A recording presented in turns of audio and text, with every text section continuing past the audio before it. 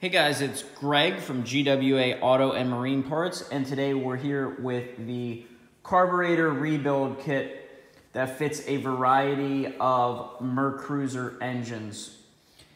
Now, this is a complete rebuild kit for the carburetor. As you can see, it includes a number of gaskets, it includes a float, and it includes the nozzles, springs, crush washers, plungers, everything to rebuild the carburetor.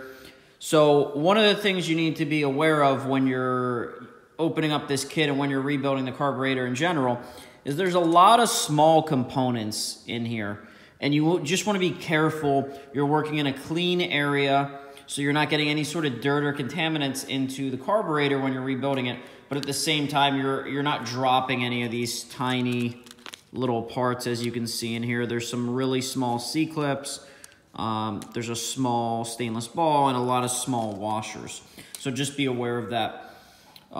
This is actually a kind of skill-intensive process to rebuild the carburetor. So we definitely recommend this is performed by intermediate to advanced technicians or DIYers, but if you have any specific questions about the installation, please feel free to reach out to us and we'll be glad to help.